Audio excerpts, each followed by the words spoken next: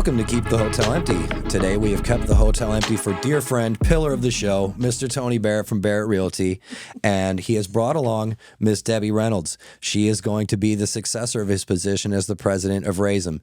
So we're going to kind of get into all the things afoot in the real estate world and what's up in our immediate area. But one of the things I want to do first, like I was mentioning before we got on, we're all kind of familiar with Tony. Like I said, he's the pillar. But Debi, I'd like for you to bring us up to speed a little bit on how you get into the real estate world and what this all means to you. Okay, well, thank you. First of all, thanks for having us. Yeah, of course. We greatly appreciate that. I became a Floridian 10 years ago. Oh, dang. So relatively fresh. I'm relatively fresh, but fresh enough, that I've seen now 3 hurricanes in 1 year. So, I think that's good. I don't need any You get more. a badge for that. Absolutely. Absolutely. Originally from Indiana. Spent the entire life there, raised kids up there, the whole nines. And decided when I came down here, I had retired at 58.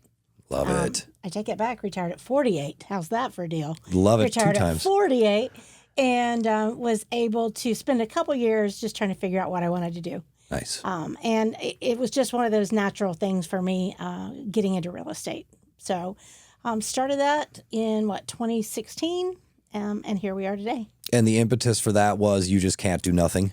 I was, I just couldn't be by the pool that many hours a day. That just wasn't going to happen. So it just made sense. I did mortgage lending back in the 80s. Okay. When the interest rate went from 18 to 15%. So I learned back then what not to do as an agent. And I think it's made me a better agent and a better broker now. Nice. Yeah. So what was the beginning of the road looking like? You just were getting in on just trying to land listings and just do that to keep yourself occupied? More or less? You don't know what you don't know. Mm-hmm. So when you very first get into this business, you've passed your test, the whole 9 yards. And then there's this big, now what? Right. And now what do I do? So it was really just learning the ropes, taking that first year and a half to really just kind of figure out where I belong and kind of where my niche would be in this business. And I kind of fast-tracked it. A lot of people spend years trying to figure out what it is they love to do. Right. And I just knew right away the segment that made more sense to me. Commercial was not my bailiwick. I thought it might be for a minute. But then I decided residential was really more for me. And what were some of the things that first started to make you feel that way so evidently? You know what? It was, I'm a people person. And so it was really starting to build those relationships. And you build the relationships, you meet the families, you meet their kids and the whole nines. And then you become part of their family as well. When I very first started out, the very first couple that I worked with, I showed them 222 homes. Good Lord. In 2 years. 200. So you get to know somebody a lot when you've spent that kind of time together. Yeah, I think you're almost therapist at that rate. Pretty much. Family, therapist, the whole lines, yeah. Yeah, the indecision is real. Option paralysis is a real thing. Well, and that's when we had inventory. Right. So that's when it made a big difference. And so when I came in, I don't really think we had a quote-unquote certain kind of market. I felt like it was a very balanced market when I came into the business. And so for me, the last few years have been the more roller coaster that I'm trying to learn how to navigate. And I think I'm doing okay with it. Absolutely. Yeah. So when did you become a part of RASM? What led to that? What led to that was my dear friend Sherry Grooms tapped me on the shoulder. I was working with them and with her and her husband, Barry, and she said, you need to get involved. You need to be involved with the association because you can move mountains, and so we need you. And so that just led into getting on committees, doing some committee work, got to meet awesome people like Tony. And then it just kind of fell in line there is once you get started, it was such a natural fit for me because you have to have a servant heart to do this. You can't have high expectations for a lot in return. So you do it because it's something you want to give to your community. Why do you think that's the case? What do you? I've never heard. We've talked to a couple realtors, and I've been around too many real estate transactions in my life. I've never heard somebody describe it that way. That you need to have that attitude towards it. Tony excluded. He'd be about the only one that I've heard describe it in that way. Yeah. I'm curious why you feel that way, and not so transactional based Because at the end of the day, there's points and numbers, and this is a black and white game to some degree. But though, like you said, there's people's families involved, there's people's kids. This is not just we're not selling a widget, so to speak. Right. It's, the thing is it is all about those relationships. And again, coming from a family of volunteers. And so to be president of the association and any of those board positions that we are on throughout the process, they are all volunteer. And so you have to have that volunteer heart, the servant heart, to know that you've got time that you're setting aside in your life to give back to other people, to help other people grow, and just to be part of the association that is such an amazing asset to this business. So that's kind of where it comes from. Is I grew up that way. Volunteerism was very important, and so it just kind of was a very natural fit for me. That's awesome. That's rare. It's to have that kind of time and take advantage of it in that way. So then let's get to the point where we kind of left you off, Tony, where you were just starting your presidency. And I want to know about some of the things, kind of press rewind for us a little bit. That's our ceremonious thing here. To some of the things that you were setting out to do and how this last year has looked a little bit and how Debi comes into the fold. Well, Debi and I have been partners for a while now. And that's how the team works. The executive team works together. And we've been working together on some initiatives for quite some time. My presidency came rapidly and escaped me rapidly also. There was a lot of initiatives that we were putting together. It's all about community involvement. It's about getting the word out. It's about being the voice of real estate and making sure that the right people are the people that speak to the community about what real estate's really about. And I think that those are some of the key topics that we were working on throughout the year. Basically taking RASM, our Realtor Association of Sarasota, Manatee, out on the road and meeting some people. And Debi has continued that initiative throughout her presidency. So we've set the stage. We're setting the bar for higher standards in the market and with our agents, and we're continuing to thrive. There was a lot of things that I did not expect to see when I got into this. I thought maybe we just have smooth selling and we'll just be able to work on the initiatives that we had planned throughout the year. And then we had the National Association of Realtors settlement agreement that came forward. And that caused a lot of questions, concerns in the market and a lot of new forms that we had to navigate through. Yeah, actually, we were talking, I think we had done your first interview like just as that was looking like it was going to solidify. So talk to me a little bit about that. Well, that was a little bit of a bombshell. This settlement, this trial started in 2019, and then it fell into place in 2024 in October, and then we had to navigate what the settlement agreement was about, how we were going to operate to make sure that we stayed in compliance with antitrust laws. And we did a pretty good job of it, but it took some time to figure out what we were going to do in the process. And we had to wait kind of for the mothership to tell us what to do. Right. The National Association of Realtors and the Florida Association of Realtors are our body that we look to for support and guidance. And so we were waiting for them to figure it out, but it was taking them a while to figure it out themselves. And so we funneled that information down. And, in this day and age, information needs to be rapidly absorbed by a lot of people because, we have social media and then everybody's just like nipping at your heels saying, hey, what are we doing? What are we doing? And then right. all of a sudden it's like, yeah, what are we doing? But we didn't know. And I thought that we approached it the right way. I think we, as a team, we decided that we weren't going to be the first to report. We were going to report timely and accurate information and get that to our people. And I think that our team did a really good job with that. Don't you, Debi? I agree. Absolutely. Do you think that in that time where everything was shaking out, it was sort of like the governance had to be rounded around all the bad actors? It was playing to a lowest common denominator, and then you had to build back up? Well, there's always going to be bad actors in the business, but I don't know that the bad actors led us to this this thing that we call the settlement agreement. I think what it was is that, and to be blunt, there's all kinds of class action lawsuits out there. Oh, yeah. When you follow the money, and when lawyers want to follow the money, then they decide that they're going to find a way to find a violation in what you're doing and try to find some people that were victimized by it. And well, wasn't part of it though that there was a tasty pot there to try to get to? Oh, absolutely. But the tasty pot was not as big as they thought it was going to be. So shed some light on that portion of the show, because from the outsider's perspective, it of course seems like this David and Goliath type thing, right?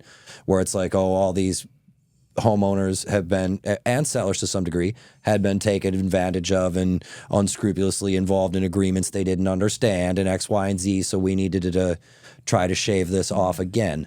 Which is, to your point, I would like to hear the explanation of where a consumer was robbed in the whole situation. No, I'm just saying that was the narrative. I haven't heard it yet, which maybe one day I will, and it'll be an aha moment, and I say, okay, guys, you were right.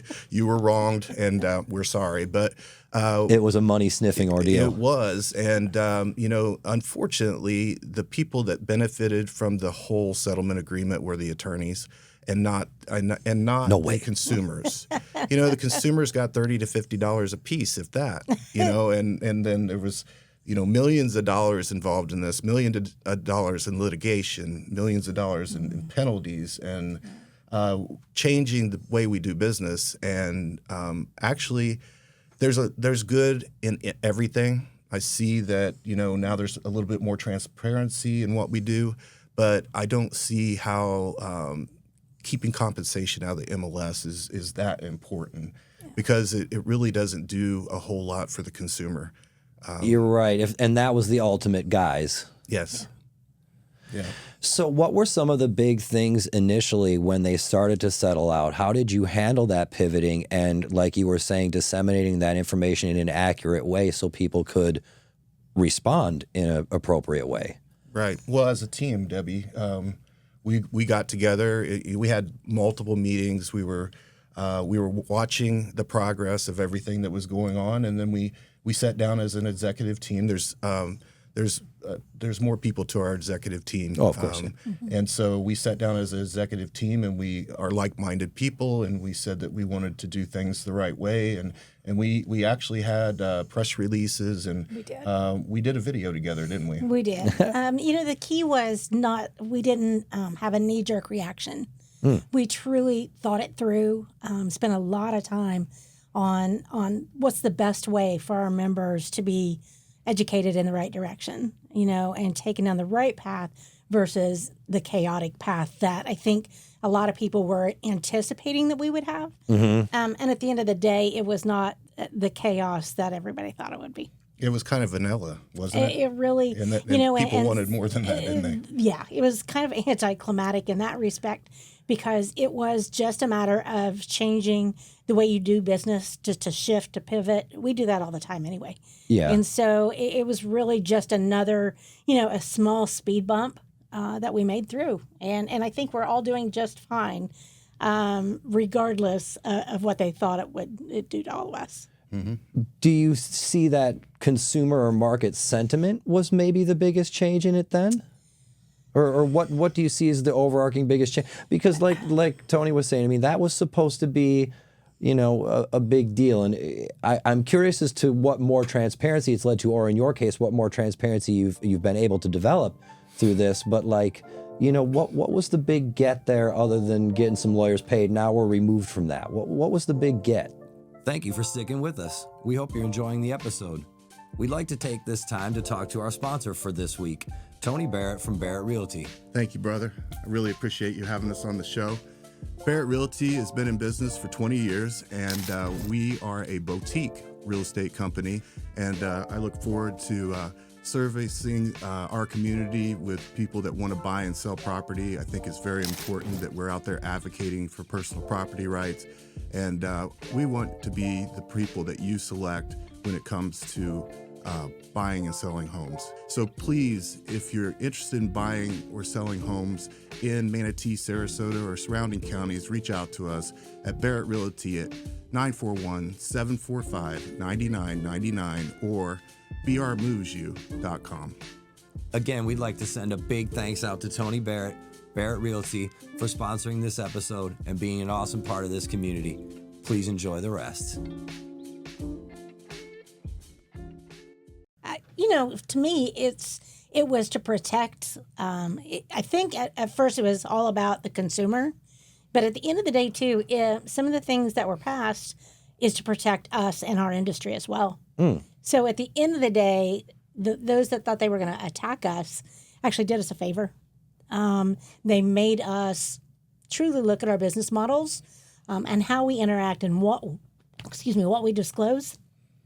Right. And I think there, at the end of the day, that was the truth right there, is that you had a handful of agents out there that weren't doing business the way they should. And so we all had to pay the price for it. But at the end of the day, I think it was all a benefit to us, because even though, yes, we have more forms and some more explaining to do, we have better opportunities to develop really good relationships with those sellers and buyers. Oh, absolutely. Mm-hmm. And do you think that's just the nature of having a more present framework? Well, the buyer-broker agreement is what came out of this as something that was mandatory for us to use after the settlement agreement. And the buyer-broker agreement is an agreement between your buyer and yourself, your brokerage, on how you get compensated. And, there's terms to it. There's if we don't like each other in the end, how do we break up? Yeah. There's just, there's some things in there that are relevant. And before, I don't think we took as much time to have a buyer's consultation, to sit down with the buyer and say, okay, this is the process. Because when this business is such a rush, when something comes on Zillow or Realtor.com or some website and the consumer sees it, they want to see it right now.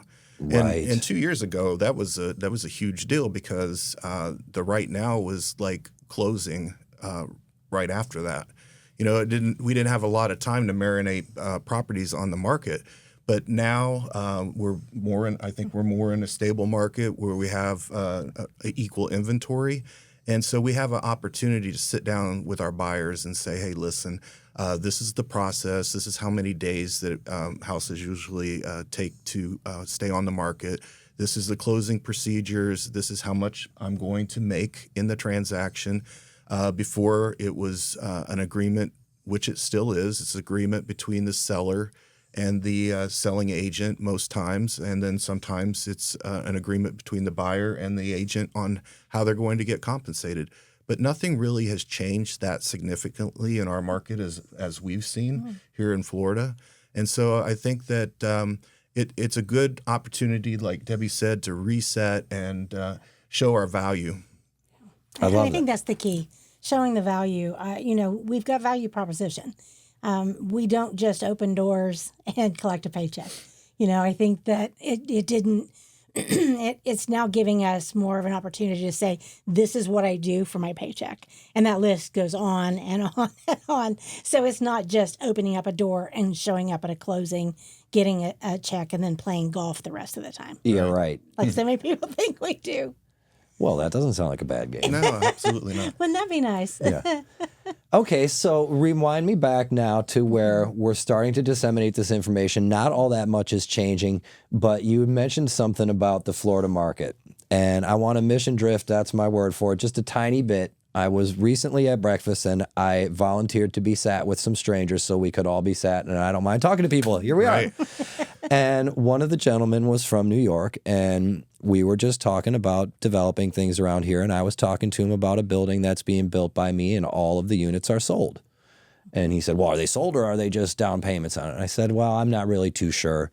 You never really know, but around here, they pretty much fill them as fast as they build them. Mm-hmm.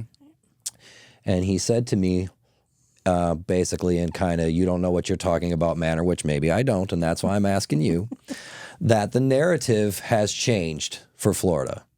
Being a Florida resident, I haven't noticed it. If maybe they just started, we used to have a gajillion people moving in, now it's just a billion. Mm-hmm. But I know there's a lot more inventory on the market. I know things are a lot more balanced, like you said, but having a longer perspective on this thing, not just the 5-minute window of this ebb and flow, how do you see the narrative in Florida right now, especially on the Gulf Coast here? You want to take that? It doesn't matter. Either or both. Either one of us. Honestly, you're still having buyers and sellers. I mean, your economy is driven by the housing market. And so when people are buying, people are selling, all is right with the world. On this side of the Gulf is no different than anywhere else in that I think buyers are taking a time out. I think buyers have said, okay, we went through the pandemic a little crazy, people spending a lot more money than they needed to on some homes. But that was the nature of the business when supply and demand. I don't know. What are your thoughts? And just for 1 second, I want to get you right there still. What about the investment proposition of especially areas like this where, this coast, they don't build any more coast. You know what I'm saying? In these types of areas, we have some type of outlier situations. Do you see any of that? Or is the whole idea of just owning something as an investment cooled way off too? Oh, no, I still think there's plenty of investment properties, definitely. And a lot of times it's going to depend on your ordinances, what's going on in each individual community, as far as whether Airbnb or BBRO or whatever, whether they can be in your neighborhood or not. Basically, is what it boils down to. There's plenty of investors out there, especially after the hurricanes. I mean, there's a lot of people that didn't have the funds to fix their homes, so they've sold them. Investors have purchased a bunch of them, and they can fix them and get them ready to either rent again or turn around and sell them again. What about the portion of people that we see around here in the real estate world, and maybe I'm using the wrong word, investor with this, that buy homes here as just like another chip in their portfolio? Well, I mean, the quickest way to build wealth, I think, in America is through real estate. Maybe the second is the stock market investments, but people will continue to invest in Florida. Second homes are a big thing in Florida. Right now we have plenty of snowbirds down here. I don't know if you've seen the streets lately. Yeah, but I love it. Personally, I love the energy of it. I live downtown. I love the energy of it. Let's come here and get your getting. But like you said, and somebody said earlier, consumer confidence.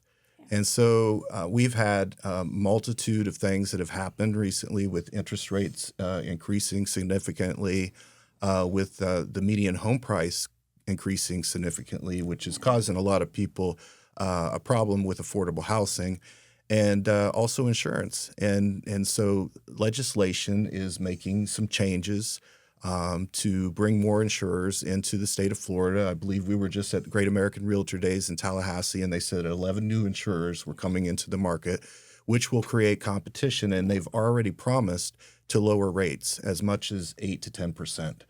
Well, that's news. Yes. It's huge. Hopefully there's a follow through to that, because that's just words right now. Yeah. But if we start seeing that happen, then the affordability aspect will come back into the market. And I think as things calm down, people will decide that, we're going to come off the sidelines and now's the time to sell. But, there's a balance between everything. And in Sarasota and Manatee counties, you have seen multiple single-family rental units pop up. And they all must have got their permitting at the same time, because they just popped up all over the place. So now you have to weigh weigh whether or not renting or purchasing is going to be more beneficial to you. Most people look at it as cost savings. Like if I'm renting for $2,400 a month and I have to buy a house that's $200 more, this is just a scenario. Yeah. But the truth be told, that renting is 100% interest. So you're not getting anything back. You're just paying for somebody else's building. And so I think that we'll get to the point that, and we've seen cycles like this before. You talked about everybody, they're not going to make any more land, or there's not any more beachfront property here in our area. And that's very untrue. That happened in 2004. There was a frenzy of people that thought we had to buy up every house in Florida because they weren't going to make any more land. And we found more land Actually, there's plenty of farmers that were excited to sell their properties out east for that's what I was going to premium. say. Once you're east of the highway, it's game on. Yeah, It is. yeah. But west, I guess I speak of that more in people that aren't familiar with here, but anything west of the trail. So it's like a narrow strip of land from what is Highway 41 to the Gulf of Mexico. Right. Yeah. And I don't know, Debbie, if you've seen, on the barrier islands, there are people that are fed up with hurricanes, one, Right. and they're ready to go. And then there's people that can't afford to reestablish their homes after the hurricane, and that's where investors come in. So it's a creative, convoluted market, and it always works somehow. Well, everybody got to go somewhere. Yeah. Well, and it shakes out. It shakes out. Everybody wanted to come down during the pandemic.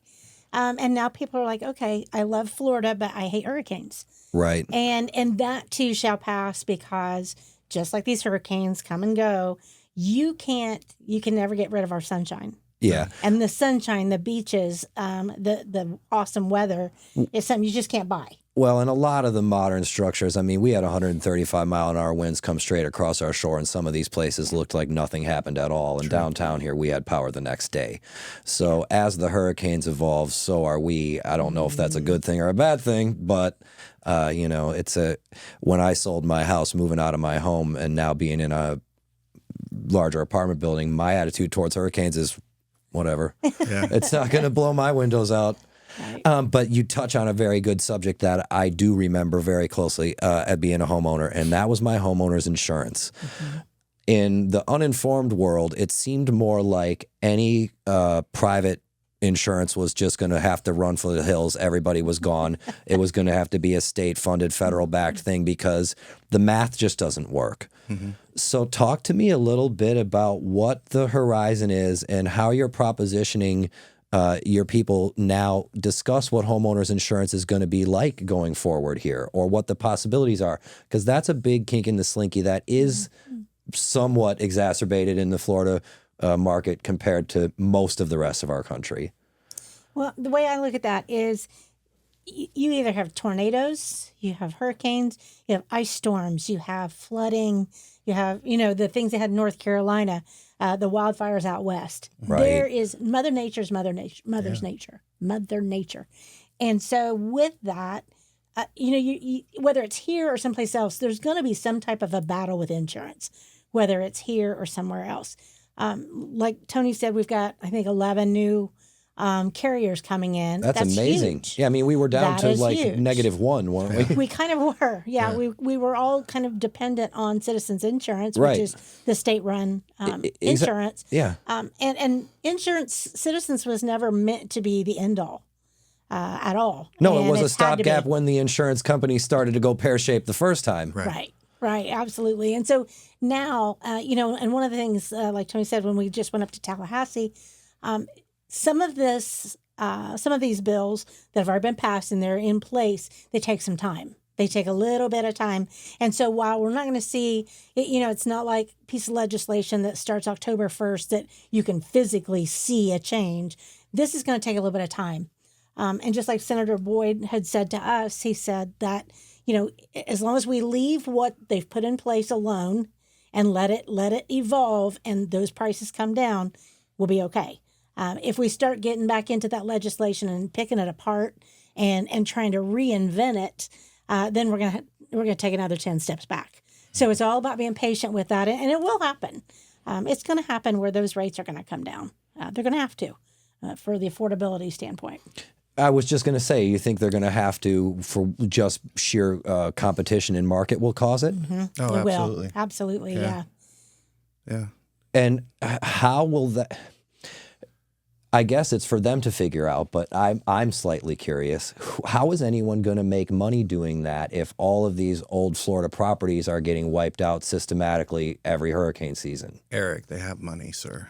Yeah. You ever see the best commercials on TV are insurance companies? Yeah, They but this are. okay. So this is the thing with me, and this may be my lay understanding of it, and right my ship here. But insurance companies are math guys. They know the math is going to work out before they push the go button. Right. Part of the problem with Florida is if you push the go button, the math doesn't work out if we have to keep paying out all the time. How is anyone going to push their go button and make it work? How is this not? I mean, I had citizens the entire time in my house, so that's the only game that I know personally. Right. So how is anyone ever going to make money pushing their go button here if all the old properties get wiped off the map until they're all big buildings with hurricane force windows built out of concrete? Well, somebody's got to insure those. So with that going away, there's always new opportunity. But, I think that most of these insurance companies are publicly traded. And so they go through a process and, they have to push the go button. And this is our projected revenue that we're going to bring in this year. And sometimes I think a reset is necessary. And maybe they don't spend as much money on certain things like commercials as they did in the past. And they do the things that they do best, like maybe insuring properties. Right. That would be good. Yeah. We definitely need that here. Well, there's a market for it. I guess I can see why 11 people want to try to take their hand at it. There's certainly a market here for it. They probably left California and came here because that was a mess. Very expensive. They had fires and then they had mudslides right after that, and so there's a lot. All of this is, and again, it's Mother Nature, Right. and we have zero control over that one. So, but how many times, I don't know I know in the last 10 years, I've never had one claim. So how much have I paid into insurance and not had a claim and didn't even have a claim for the hurricane? Right. So there's the money. The money's there. Yeah. And it's, the money that I needed for my house, but I didn't use, maybe it needed to go into your house. Right. Well, and then that's the tangled web of CEO compensation. Where does their profit go? That part's not our ball game. Right. But there's money in the kitty. It's just who's got it. Right. Of course. I'm for you. I'm with you there. Because I was in the exact same boat. I was in the exact same boat. Paid in, never made a claim. Okay, so how do you start now propositioning to buyers in? Well, I guess let's do this part first, because I think this might be the answer to this question. Tony is a sponsor of the show. Everybody that's watched has seen his commercial, and he oftentimes talks about advocating for buyers and sellers' rights. This is something I'm gathering that you guys both take very seriously in disseminating to the people that are a part of RASM for them to do as well. I would like for you guys both to tell me what that means for you, what the advocacy for their rights means, and how that's coming into play, how you're disseminating that now that we're in, to put favorably, a more balanced market. Well, I think that Debbie said it best in the beginning, and that advocacy is part of the servant leadership. It is. And so without the servant leader, then you don't have advocacy. You don't have advocacy for personal property rights. You don't have advocacy for the consumer. You don't have advocacy for the professionals that are in the business. And so that's Debbie's role this year, is to be the voice of real estate, the head person in charge, right? And the person that disseminates all the information and gets it out there and makes sure that we're all protected in all aspects of this business. And so I appreciate you, Yeah, Debbie. of course. I appreciate you too. Advocacy, for us, it's all about being the voice of the people who can't speak for themselves. So a lot of times that is for your people that they've got their private property, that they've spent all their money on their home, and they have a right. That's their blades of grass. They should be able to do what they want to do on their private property. And so a lot of times it is advocating for them and going to bat for them. And I guess maybe that's the word for advocacy, throw in going to bat for, because that's exactly what it is. And what does that look like? What's like, does someone call you up, or do you see a need? What does that look like? We take a lot of direction from Florida Realtors. And so Florida Realtor Association of Realtors, they will look at the state as a whole and say, okay, well, there's legislation in this area that we need to get behind. Or there's legislation we're hearing about legislation over here, and it's going to be very detrimental to the process. So then what we do is we get on board with that either way, and make sure that our elected officials are aware of, we're the largest trade organization in the state of Florida. The Florida Realtors are. And so we have a voice. Mm-hmm. And it's good for us to go meet with our state representatives and our senators and talk to them about what's important. And they want our votes. Ah. They want our votes. It's not about the dollars. It's about doing what's right for the people that are out there. Yeah, well, that was actually you cut me off at the pass there. Sorry. No, that was good. That was good. I said because it sounds, and correct me if I'm wrong with this one, because it sounds to me like navigating the realm of ethics and morality, because what you're doing is selling dwellings and dealing with humans and capitalism. Yes, all those things. Everything. And we're fortunate enough to be a mega board at the Realtor Association, and that means that we have the numbers. And we are fortunate enough to have a government affairs coordinator, Max, who has his finger on the pulse of Manatee, Sarasota counties, the city, the county, what's going on, what ordinances are coming out, making sure that there's not ordinances that are too stringent on people that are renting properties in certain areas, because that's their livelihood. Right. Could you imagine if you had 10 properties downtown in Bradenton and they came up with an ordinance that you couldn't rent them out anymore? I think that would be detrimental to that owner. Absolutely. And we already have laws in place sometimes, and code enforcement is already overwhelmed with a lot of things, and so sometimes And understaffed. Right, and sometimes we have to remind our people in county and city government that you already have the policies in place. Why do we have to make this more stringent on the consumer? And that's how we protect personal property rights. Absolutely. There were sign ordinances that were out, and you couldn't put signs out in certain areas. So how are you going to advertise that the properties were for sale? That's something that we worked on, I think, in Longboat Key. And so there's just all kinds of things that arise. We're not all about just the properties. We're about the environment also. We advocate for clean water. Yep. We advocate to make sure that we figure out what's going on with this red tide, because that is detrimental to our area. People don't want to come down and hang out on the beach with a bunch of dead fish. So we're trying to figure that out too. That's very interesting. We're going to deviate here a little bit. What are some of the things that people would not think of that end up on your radar, like red tide? Red tide is one of them. For example, another one is in Manatee County, they're talking about a moratorium on building new structures, building new homes. That's a big deal.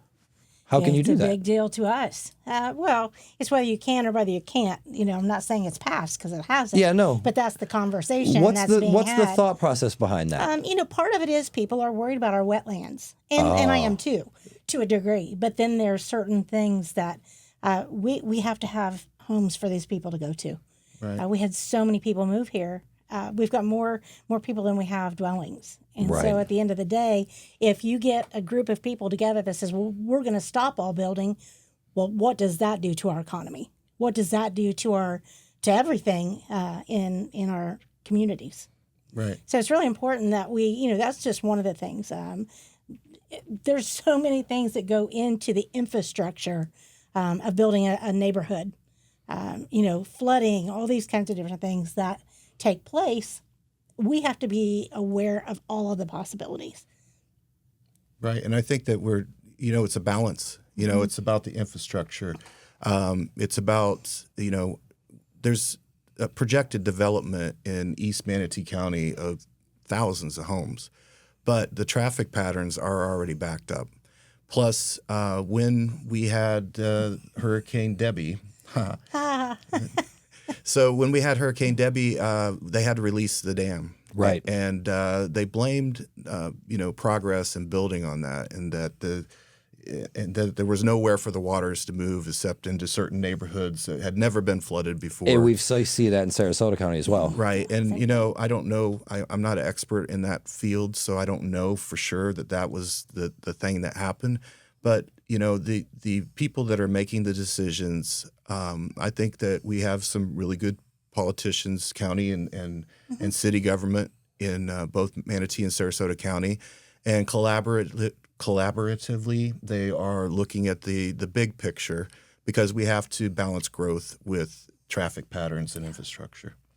Yeah, it doesn't make any sense. If you build it, they will come, but you have to have the avenue for them to get there. Right. And You know, sometimes and where else are you going to put more streets right now? and sometimes they need a voice like the Realtor Association to step in and say, "Have you guys thought of this?" And so that's what we're here for, is have you thought of this? So that's the operative part you guys serve in keeping a reasonable framework for all the realtors you represent. Yeah. That's very interesting. How do you, then I guess that begs the question immediately from me then, how do you balance progress and profit? I mean, if you got to pump the brakes on progress at some point, because we have things like red tide and flooding in neighborhoods that had not flooded in umpteen million years, whatever the case may be, yet we need more inventory. This is, regardless if it's slowing down, there's still, like you said, more inhabitants than we have habitats. How do you balance that? Is it an ethical thing? Is it an environmental thing? Is it somebody's got to eat, we just can't eat each other? I look at it as, again, so much is about balance, and really being very thoughtful when it comes to the process. And you have to make sure that you don't get the cart before the horse. Don't promise this out here when you don't have a way to get the road to get there. So think the things through. Get the infrastructure. Answer those questions first, and don't try to rush it. Because if you rush the process, something's going to be missed. And you've got to make sure that the school systems, and there's so much that revolve around all these homes. Do we have enough teachers? Do we have enough nurses? Do we have enough doctors? Do we have enough dentists? The whole thing to handle those kinds of numbers of people coming down. And so it's not just about the structures themselves. It's about everything else that goes into that, your grocery stores and everything, your employers. So if you raced to have X product on the market, you'd have Y problems on the back end that ruin the whole thing anyways. Right. And it will come back to bite you every time. If you don't think it through, there again, it's all about that planning and making sure that that infrastructure is in place well before you ever put that first foundation in.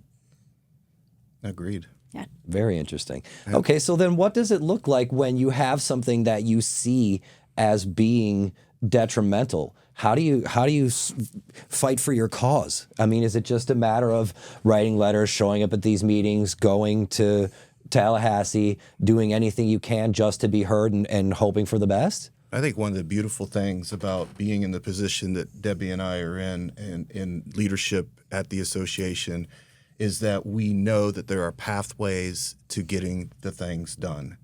And so because, before, when I was a new realtor, I wouldn't have known the processes and the ways that we can lobby for certain things, and now I do, and we have a strong voice together that we can put our minds together and we can formulate a plan and we can go talk to politicians and say, have you guys thought of this?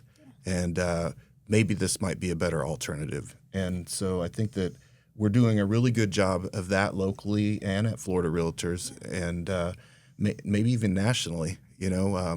I not really involved that much in the national arena, but I know for a fact that the Realtor Association of Sarasota, Manatee, and Florida Realtors has the best interest of the consumer at heart. Always. And I think that's the key right there. Right. Is that, Yep. Again, I use the word servant heart, but on the other side of that is self-serving. And so none of the things that we advocate for are because it's something we want or we need. If we see that it's something that as a whole, as a community, needs to take place, that's where it starts. We love that. Yeah, That's part of it's the not reason about we're us. so grateful to have you guys on the show, and that's that sentiment right there means a lot. So I want to ask you one more big picture thing, and then I want to talk a little bit about your year at RASM and handing off to your year ahead. One of the things you mentioned was working in the 80s when the interest rates were so high people wouldn't necessarily believe it was a thing. And Tony and I had talked about that a bit when he was on the first time. Talk to me a little bit now about what the reality of this whole federal interest rate and how that's affecting consumer sentiment and how you approach that. Is it, how you can get people to put it in a palatable way, even though it seems bad now and historically it's still not. Do you want to go? You want me to go? Yeah, I mean, I think that we're making good progress with looking at different alternatives to housing. Accessory dwelling units. That's a unit that you could put on your property, and maybe your mother-in-law or your grandma lives in it, and things like that. They've lightened up the statutes on those things within the counties. That's part of the bills that are coming forward. Interest rates continue to seem to creep down a little bit. But, it's all about affordability, and that's all about a balance, too, because as you saw a couple years ago when the interest rates are at 3.5% and everybody was just buying, then the properties values just continue to escalate to almost double or even more than what they were 10 years ago. And that causes an affordability problem.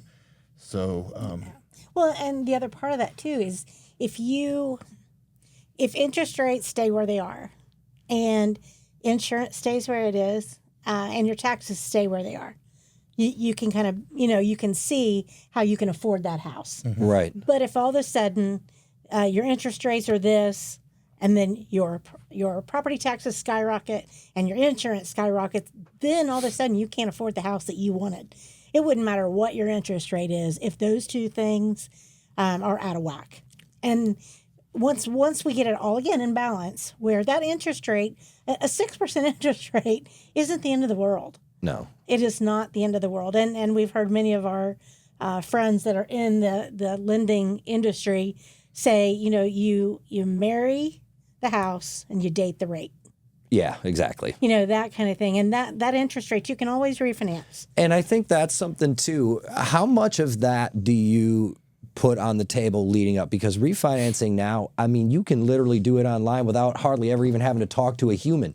Refinancing now is easier than it ever was, but it's never something I hear people saying, well, just buy it at whatever rate you can get 18 months from now, 24 months from now, just lock in a new one, do it again and again. How come that's not like a talked about thing? I don't know that's the right approach to think about it. Well, right? because it's typically expensive to refinance. I mean, yeah, but you're talking typically about have like some fees. Yeah. Well, a couple $1,000s if you're going to save a whole bunch of interest ultimately on a big loan, or you're trying to, like you said, we did have problems around here where property tax started to go up, things started to go up, and you needed to lower the other portion of the show to create that balance. So it was refinance. Who cares? Right. Well, that's how we got into the problem that we were in 2006. Is everybody was taking out these adjustable mortgage interest-only loans. And then the property values dropped so much that they couldn't refinance the loans, and so they were stuck. They were stuck with non-interest only. Yeah, that's the shorting when shorting the stock goes wrong. That's when that's where the buyer's consultation comes in. Let's make sure that this is what you get into now you can afford for the long term, and make sure that we don't just depend on an opportunity to refinance at a later time. So be realistic with that. And the other thing is be realistic with your expectations. Because as I tell everybody, my sister and I lived in a 2-bedroom, 2-bathroom house growing up in bunk beds with 1 bathroom, right? And so, we were roughing it in today's standards, right? But when you come out and you say, I want a 2,100 square foot house, 3-bedroom, 2-bath with a pool and half acre, and you go, okay, that's going to cost you X amount of dollars, or you could come over here and you can get a 2-bedroom, 2-bath house because you only have 1 child right now, or you might project to have another baby, and you can make ends meet in this house until your finances change and you could save some money and you could buy something else later, maybe keep that house as an investment or sell it for a profit. Yeah, smart. Well, and so many times people that, and we can say this about the different age groups, but there's this segment of kids, I say kids, but adults, young adults, that want what we had at 50. Right. They don't want it. They don't want the starter home. Right. They want the mama house. Well, starter home is such a hot button word too, and you had mentioned it. How do you? we're going to deviate a little bit again. How do you feel about that? So many of the starter homes being snapped up after hurricanes and things like this by investment dollars, whether or not they're people that are going to turn them into Airbnbs or people that are just going to refurbish them and put them back on the market. Well, it's hard to find a home under $400,000 now. Yeah, does the starter home exist? Yeah, but the thing is that the builders are in competition with the resales. And I just visited a builder the other day. They're paying 100% of the closing cost if you use their title and their lender. And they're even buying down the rate to 3.85 or 5.85% on a conventional financing. And so that's a tasty deal. It is tasty. And it is. And that creates an issue with resales because they're not able to offer the incentives that the builders are. But this is used cars, new cars. This is that. Kind of. Yeah. I mean, why wouldn't you get the new car smell? Right. And not the 1925 house that has just been rehabbed. So, yeah, there's opportunities for people out there. And I think that we're going to come up with more and more solutions as we go. I agree. Awesome. I like the sound of that. Yeah. So, Tony, I want you, if you can, give me a little bit of a recap of your last year. And aside from these things we've talked about, things that you wanted to get done that you got done, and some of the ball that you're anxious to hand over to Debi now. Well, the ball has been handed to Debi quite rapidly. I'm a juggler. January 1st, it's like, here you go. Yeah. The system is set up in a way that we all support each other, and that's why they keep the past president around, not just sit in the corner. But make sure you don't have to feel bad about yourself. Right.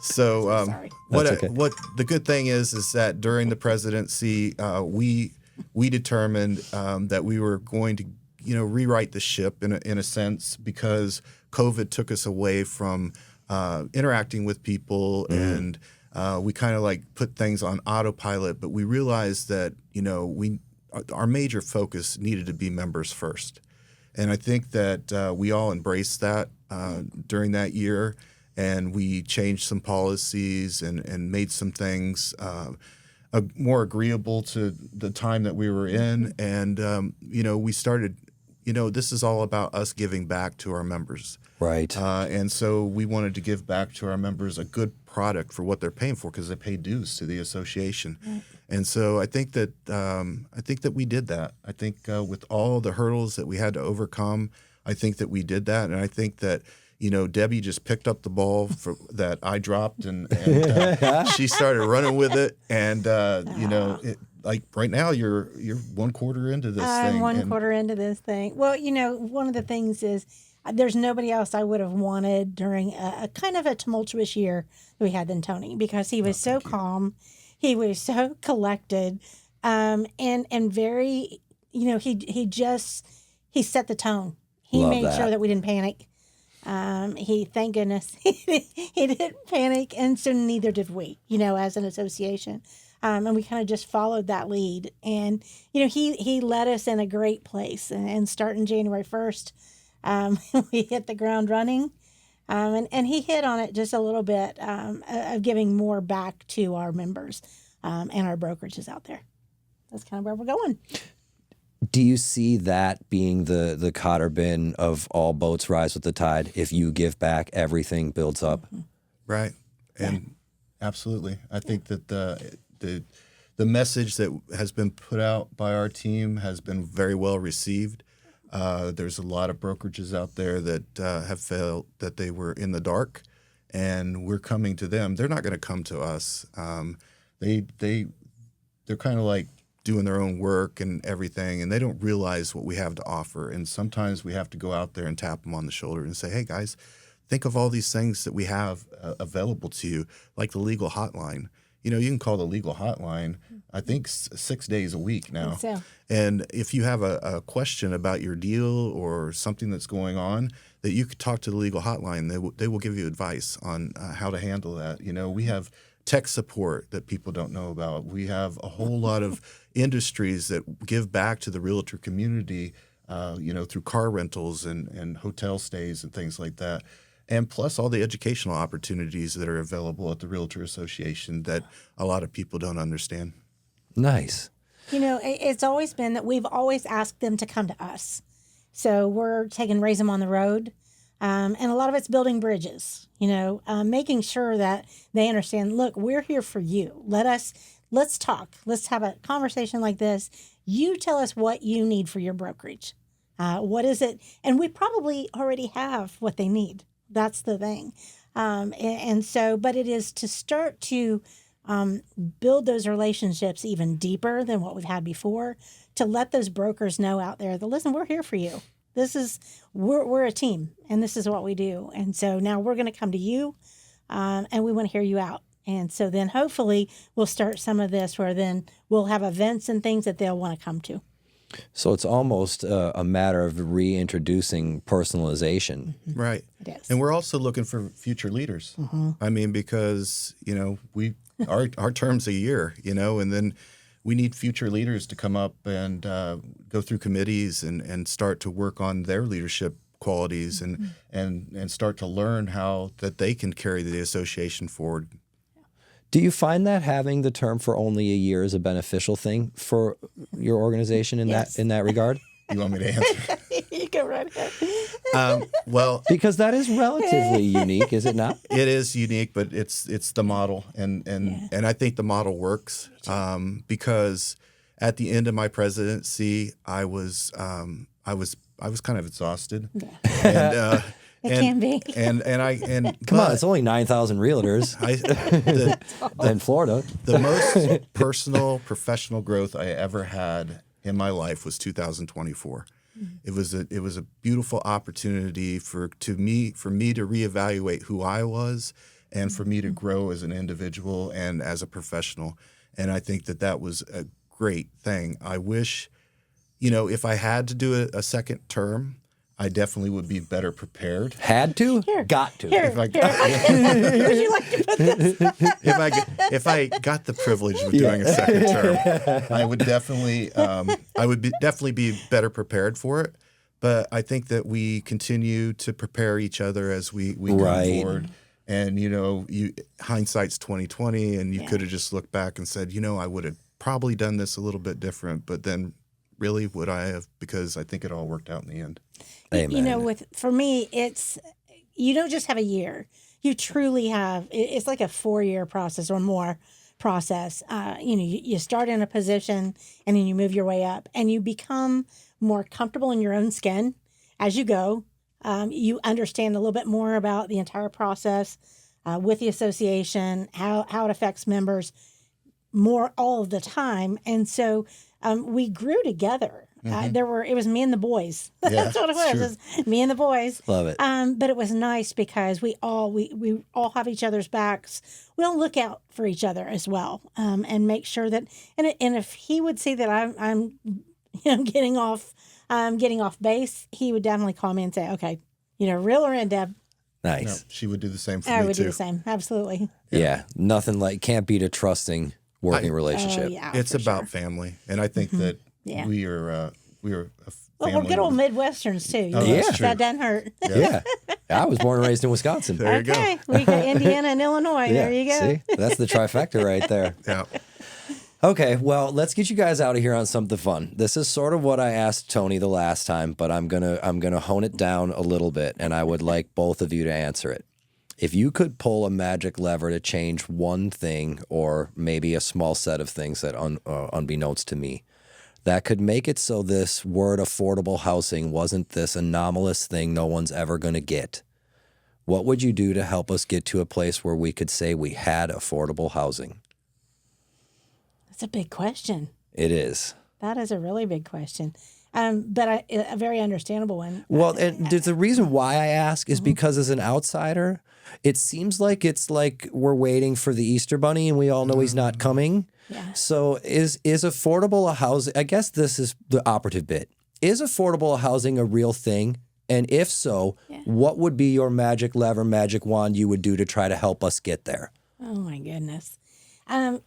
With that, I think the one thing that I think would make everyone be in a position where if they wanted to, that they could purchase home, would be competitive salaries. I think if you have, if your economy is growing as far as the housing market goes, but your salaries are not keeping up with that. So you got this increasing, and this is increasing, but it's so minimal that's will it catch? Will it catch up? So I think if there's anything that I could pull, I would say if it would be something that I could make a change today, it'd be something that so people could afford. In order to afford the house, they have to make more money. Not about, am I going to get a cheaper home? Am I going to get more money? I mean, are we looking at the wrong? Are we pulling at the wrong strings? We might be attacking it reverse. Right. I don't know that. I think that you need to think outside the box. There's so many people that are thinking about this. How do we make housing affordable again? My thoughts on the process is that you have communities that have first right of refusal, and that What do you mean by that? that means that the properties in the community can the community organization has the right to purchase the property back from you when you're ready to sell it, and there are caps to how much those properties can appreciate over a time period. Instead of, if you start off at $250,000 3-2 home, that it doesn't appreciate more than a certain criteria per year. So it doesn't go up to $500,000 and then doesn't become affordable housing, because most of these houses started off affordable. Right. And so if you start communities like that for certain classes of people that make a certain income. That's a really interesting social experiment that would be. Right. And I think that you can do it with veterans communities and a whole lot of things. And, there's companies out there that are putting together these houses that you can put together in 5 minutes, Right. which is probably not good for Florida because they might blow away. But, there's all kinds of opportunities out there, and you just have to think outside the box. But, everybody wants to sell their property for the highest and best use. So if a developer comes in and they buy up thousands of acres of property, they want to make as much return on that property as they possibly can. So we're going to have to incentivize them, or the counties themselves are going to have to donate land at a cost and start these projects themselves.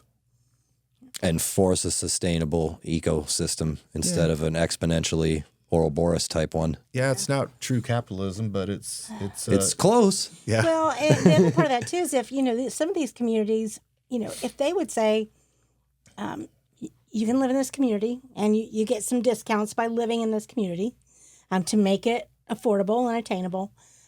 You also, as part of this, you have to work in the community. So you have to help with the landscaping. You have to help with this.